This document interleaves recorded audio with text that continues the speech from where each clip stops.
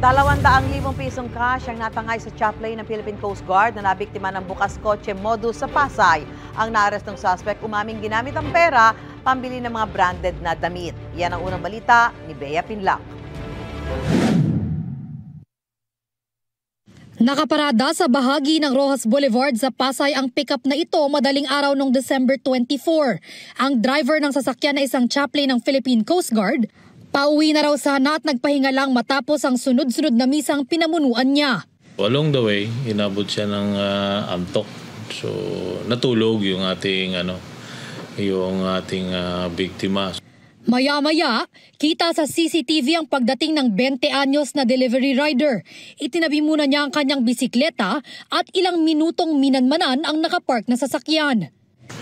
So nung makita na tulog nga yung tao, ayun, binuksan doon sa passenger side. Pagod siguro talaga yung ating biktima kasi nakuha pa pati yung relo, yung cellphone, at saka yung laman ng bag na may halagang 200,000 at binalik din naman niya yung bag.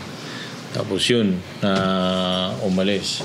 Kinagabihan ng araw ng Pasko, natunto ng pulisya ang suspect sa bahay niya sa Malate, Maynila. Na-recover ang nakaw na relo, cellphone at ang natira sa pera na nasa mahigit 5,000 piso na lang. Ayon sa pulisya, ang suspect, 2 taon na umanong sangkot sa bukas kotse modus sa iba't ibang lugar sa NCR. Dati na rin daw siyang nakulong dahil sa pagsusugal. Reklamong theft ang kinahaharap ng suspect na aminado sa ginawa niyang krimen. Ang perang tinangay niya mula sa biktima na ipambili na raw niya ng mga branded na gamit. Bumili lang po ako ng mga gamit ko, ma'am. Wala po kasi akong panggastos, ma'am. Kaya po nagawa yung ganung bagay, ma'am. Kulang din po yung pinikita ko.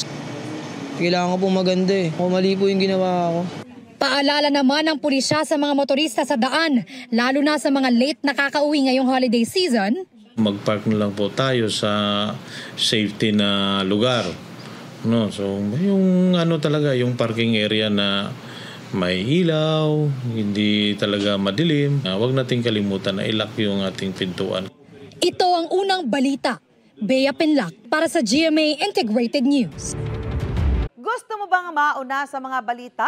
Mag-subscribe na sa GMA Integrated News sa YouTube at tumutok sa unang balita.